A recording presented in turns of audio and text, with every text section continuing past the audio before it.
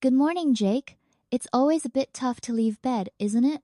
I usually stretch first to wake up my body. What's your first move when you get up? Morning, Emma. I agree getting out of bed can be hard. I always open the curtains right away. Letting in sunlight helps me feel more awake and ready to begin the day. That's a great tip. Sunlight signals our brains that it's time to be alert. Many people find a simple routine helps. Shall we move on to the kitchen and start breakfast? Absolutely. Routines make mornings smoother. Let's describe each step for our listeners so they can follow along with us. Now we're in the kitchen. Let's talk about some common items. For example, this is a pan perfect for frying eggs. Jake, can you describe a few more things on our counter? Sure. Here's a kettle which we use to boil water for tea or coffee. We also have a toaster for making crispy bread and a butter knife for spreading butter. These are all everyday kitchen tools. Great examples. For our listeners, repeating these word span, kettle, toaster can help you remember them. Try saying them with us right now. That's right. Practicing pronunciation is key. The more you say these words, the more confident you'll feel when using them in real life. Let's explain how we organize our morning actions. I like to say, first, I boil water. Then, I crack the eggs. After that, I put bread in the toaster. Jake, how do you sequence your steps? I follow a similar pattern. First, I pour juice. Then, I set the table. After that, I start frying the eggs. Sequencing words help listeners understand the order of tasks. Exactly. Using first, then, and after that makes your speech clear. Listeners, try describing your morning with these words. Practicing with sequencing not only helps with English, but also with organizing your day more effectively. Now, let's focus on action verbs. For example, crack as in crack an egg, or pour as in pour some juice. Jake, can you give us more examples while we cook? Sure. We toast bread in the toaster, spread butter on it, and fry eggs in the pan. Listeners, these verbs are all in the present simple tense because we do them regularly. Good point. Using the present simple tense is natural for routines. For example, I make coffee every morning. Try forming your own sentences with these verbs. Exactly.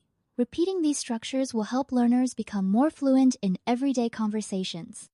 While preparing food, we often ask each other things like, would you like some toast? Or can you pass the butter?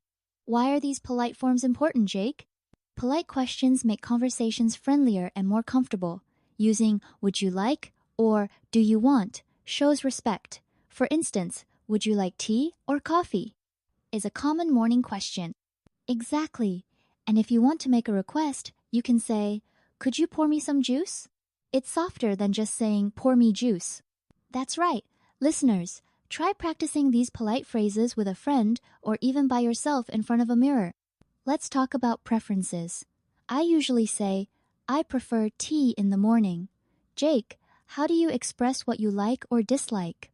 I might say, I'd rather have coffee than tea, or I love toast with butter. Expressing preferences helps others know your tastes, which is useful when planning meals together. Absolutely. Listeners, try saying, I prefer or I'd like to practice sharing your opinions politely. Sharing preferences also helps avoid confusion, especially in group situations. The more you practice, the easier it gets. Let's pause and explain some key words. For example, fry means to cook in a pan with oil, and toast means to brown bread by heating it. Jake, can you add a few more explanations? Of course. Pour is to make a liquid flow from one container to another, like juice into a glass. Spread means to cover something, like butter on toast. Repeating these words helps memory. Listeners, try saying these words out loud. Fry, toast, pour, spread. Practicing pronunciation is a key part of language learning. And if you're not sure, listen again to this segment and repeat until you feel comfortable. Repetition is very effective. When making breakfast together, we often coordinate. For example, I'll make the eggs if you make the toast. Why is this kind of teamwork useful, Jake? It's practical and polite. Saying, can you set the table while I cook? Helps divide work fairly. It's also a great way to practice conditional sentences and future forms in English. Right, listeners, you can use phrases like, I'll do X if you do Y to share tasks at home, school, or work. This language is not just for kitchen sits, for any group activity. Try using it with your family or classmates today. Now it's your turn. Imagine you're in the kitchen with a friend. Ask, would you like some juice? Or, can you pass the butter?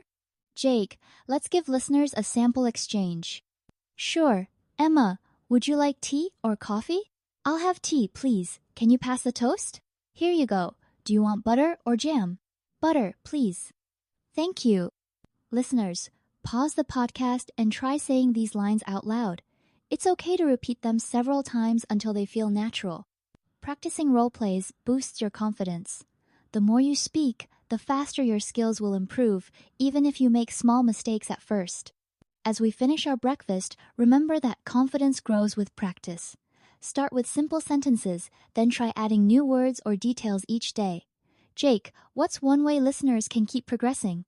One idea is to keep a daily journal in English about your morning.